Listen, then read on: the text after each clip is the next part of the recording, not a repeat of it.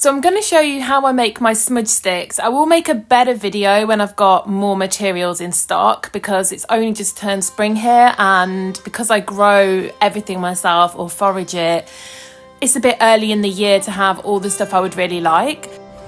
So most of the ingredients for these I grow either on my balcony or my parents' garden, but for mugwort I go out and I forage it.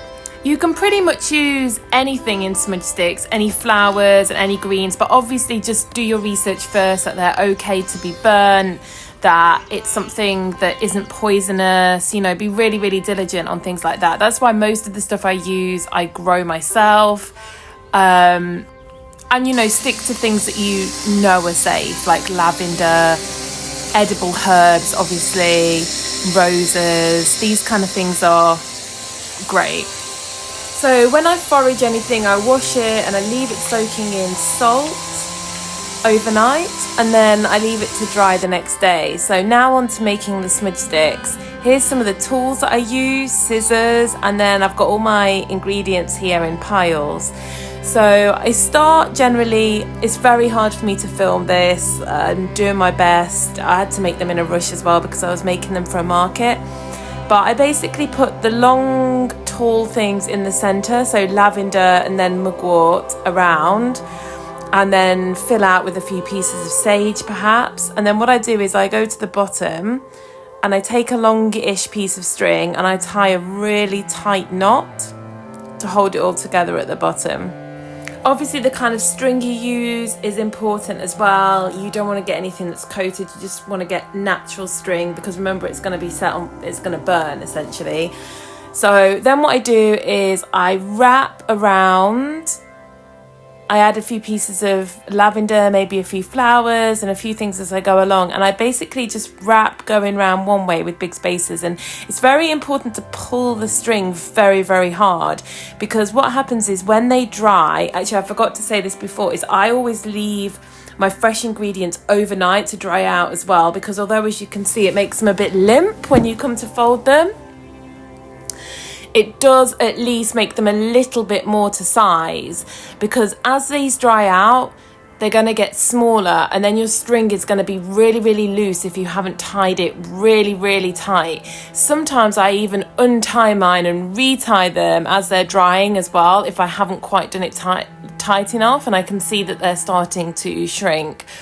So I go up one way and then I cross over as I come back down, and then I might want to add other ingredients. Here I'm just putting some dried rosebuds in, but if I've got jasmine or geranium or any other kind of flower, this is where I just feed the flowers in.